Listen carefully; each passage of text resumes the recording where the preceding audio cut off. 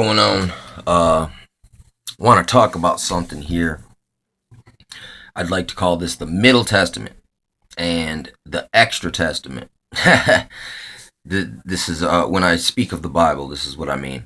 Okay, the New Testament starts off with the Gospels and then the disciples and then Revelations. It ends, but the original first Bible that all these men knew at that time, they knew was the first five books of the Bible. And I'm not sure if the Middle Testament was already around at the time when Jesus was around. Because people want to say that the Bible's it's just some man who wrote it. No, it's not. It's a collection of tales throughout history that they reconfirm each other. The prophets spoke of people to come in the future, and then they come. And then they continue the book. And they've hidden the more spectacular records of the book as well. But when I refer to the Middle Testament, I mean it's not the Torah and it's not the gospel. It's proclaiming the gospel though, and it's also confirming Moses. So that's why I call it the Middle Testament. And this has so much packed information. This is when Israel was going wrong, dabbling in two different religions, worshiping the sun, and then sacrifices to Moloch, sex rituals, sex magic, all that stuff. Kabbalah, this is where all this stuff comes in. Talmudic law. Basically Talmudic law is the same law that they were practicing in Sodom and Gomorrah. And that's why God destroyed it. But anyway, and here's the thing, these extra testament, I'll just say these are books that should be in the, or were in the Bible at different points in times, but are not in there now. And that would be, but they're mentioned in the Bible or quoted in the Bible. And like I just heard of a new one called Second Ezra. And I would like to get a chance to look at that, but I haven't had one yet. But that's that's a middle prophet book, because there's a first Ezra that is in the Bible, and that's a middle prophet, or that's one of the minor prophet books. Like the short prophet books, they're only like a page, 2 pages, 4 or 5 chapters, whatever. Those are minor prophets. Major prophets are like Daniel, Isaiah, Ezekiel, Jeremiah.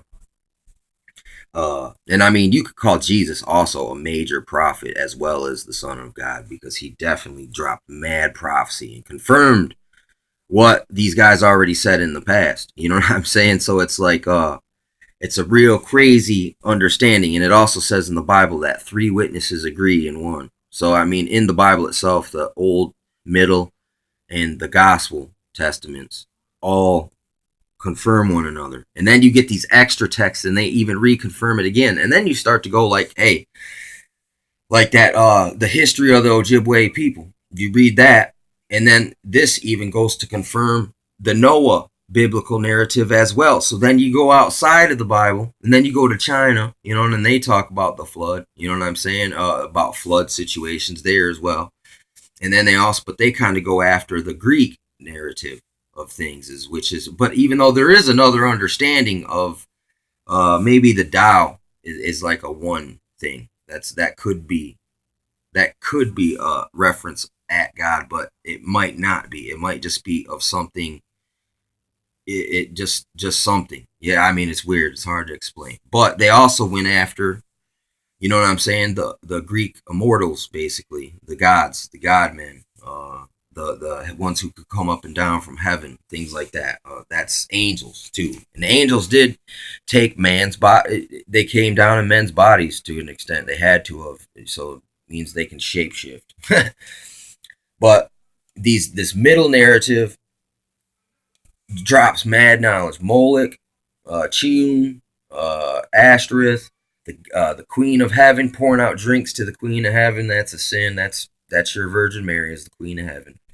Sorry, they even call her that themselves. So they adopted. I mean, here's the thing about Mary in the Bible. Someone says to Jesus, "Blessed is the womb that bare thee," but he goes, "Blessed is thou who does the will of the Father." You know what I'm saying? Jesus didn't even come to boast of himself neither. He came to proclaim the Father. You know what I'm saying? It's like, here's the thing. If we proclaim Jesus, he proclaims the Father. You know what I'm saying? We proclaim the Father and Jesus. People don't understand that sometimes. They kind of deify one or the other. You know what I'm saying? And kind of, when it's like, you see it's a teamwork. They're asking us to work as a team, like the third wheel, or the third wheel, I guess, in this situation here. Uh, you know, but at the same time, them fallen also can utilize our efforts and redirect them towards their ends if we are if we're unaware, if we're stupid, if we're easily led into just mischief. It happens. People take the bait all the time. You know what I'm saying? But it works either way. If you're playing out for, I mean, here's the thing. I mean, yeah, I guess the thing, uh, two brains are better than one. You know what I'm saying? Four eyes are better than two. You know, same thing with the ears. The two mouths make more noise than one. It's one way to think about it. And it's better let three witnesses agree. There's strength there. Threefold cord is not easily broken.